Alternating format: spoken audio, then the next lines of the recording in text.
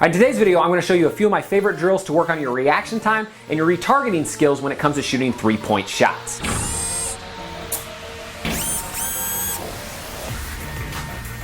A lot of athletes miss shots because of their retargeting and their reaction time. And so if you can find a drill that's going to simulate those sort of in-game movements, it's going to be a lot easier to practice your jumper and thus hit more shots inside of a game.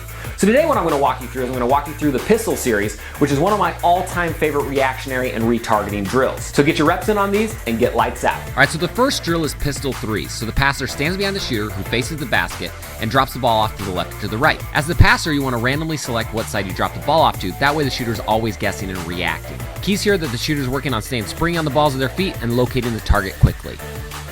All right, next we've got modified pistol threes. This is the same drill, but the shooter faces away from the basket and reacts to the bounce pass off to the left or to the right. Again, with this drill, they're working on locating their target quickly coming out of that 180 hop. And here we want to focus on micro mechanics, meaning that there's different mechanics if you're moving to the left or to the right. For right-handed shooters, anytime you're hopping around to your dominant side hand, you're going to need to get a little bit more rotation in your feet. So because John is a right-handed shooter, notice that when he turns to his right, he's going to let his right leg drift forward just slightly. This releases the tension in his neck and makes it so he can shoot the shot easier. Again, just like the other drills, we want no pause on the shot. You want to fire out of that 180 hop and into your jumper as quick as you possibly can. And as a passer, you always want to mix it up. Keep them guessing what side they need to react to.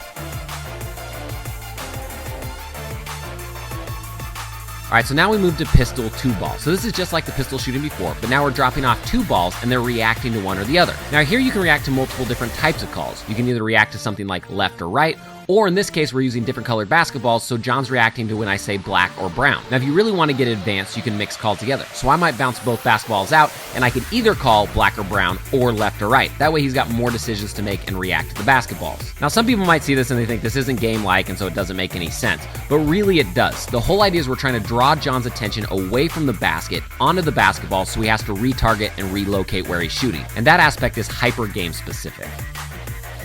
All right, next we're going to do a modification of two-ball pistol, where the passer drops two balls out and has the athlete react left or right depending on what their call is. But now they're going to shoot the first ball they react to and then chase down the second ball and get a shot there as well. Now I like to start out this drill letting the second ball bounce quite a bit so they're practically picking it up off the ground. That way they get used to shooting even if it's not a perfect pass. This is a great drill to work on focus because a lot of shooters start thinking about the second ball before they've actually shot the first one. And again, this is all about targeting.